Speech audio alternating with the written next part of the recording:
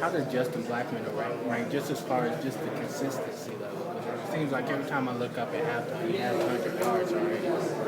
Yeah, he's as good as I've been around. You know, I mean, he is, as long as he keeps improving. Like the one thing with a lot of these guys that I've had, they kept getting better. You know, they were productive from the very beginning. They worked hard and they kept getting better. So, you know, he needs to keep getting better.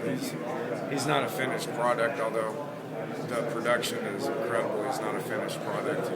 But he's the type of kid that's going to learn from his mistakes and you know, keep striving to get a little bit better. Do you think he should be getting more Heisman love than he's getting right now? More top? With the Heisman deal, you're talking about the best player in the country. Right. You know, so that's an award that's obviously pretty prestigious. I mean, all I can say is this: every time that he's on the field, he's the best player. You know, so the 10 teams that we've played against, he's been the best player on the field. Do you feel in any way that his missing one game will hurt him in the long run as far as some of those games? Oh, I don't know. I would hope not. You know, he's a good kid. You know, he does things right. You know, he practices hard when he's out there on the field. He plays hard. So, you know, the actual game results kind of speak for themselves. And let's talk a little bit about Kansas. What have you seen from their defense? Still learning. You know, obviously it's first-year staff.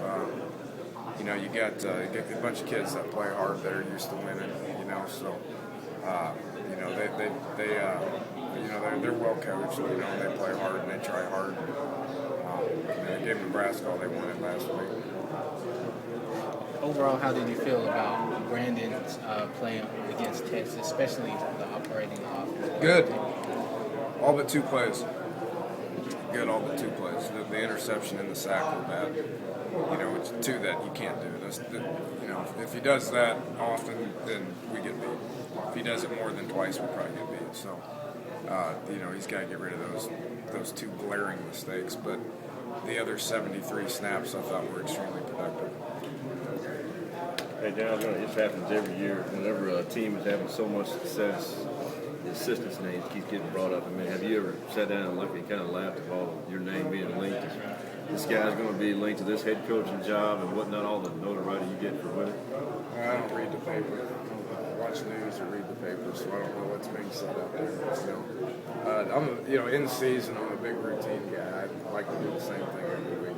So Sunday's about putting the game to rest, and Sunday night you get started on the opponent, and then Monday you come in and watch cut-ups and develop a game plan, and then you go through a week of practice. So I'm all about routines during the week. Now, if you look at the off-season, that's a completely different story. I'm all about non-routine in the off-season. I was going to ask you from the point of view as a coach, championship teams who are consistent like you guys have been. There's a lot of players who hold the younger ones accountable. They kind of police the team.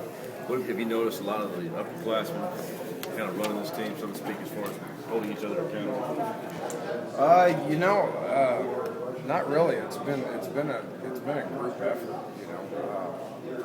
You know, I can only speak about really what's happening on the offensive side as far as what these guys are doing. And I don't feel like we're immature at all. You know, I don't view us as being young. I view us as being an experienced team with not as much playing time in the beginning as you'd like. You know, but from at this point right now, after 10 games into it, there's, you know, lack of playing experience is not a problem. So I feel like we're a mature team. I feel like we're an experienced team at this point. And when you guys go on the road now, it seems like I know that you guys love playing home, and the player does, but the 70 against the world kind of attitude, is that kind of that's worked? I mean, it's been successful. Yeah, it's worked. We've lost more games at home than we have on the road this year. So playing on the road is not a big deal to us. Coach, talk about when you took the job and kind of coming into the year. You saw these guys on paper. Did you look at Justin and Brandon, everybody, and say record breakers? You know, these guys are breaking out for career years this season. I didn't know who they were, honestly. You know, I knew more about Coach Gundy and you know, the assistants and the facilities and the winning tradition and all that more than I knew specific people. You know, so it was an established program with good facilities. You know, once I got the job, I tried to figure out who all these guys were.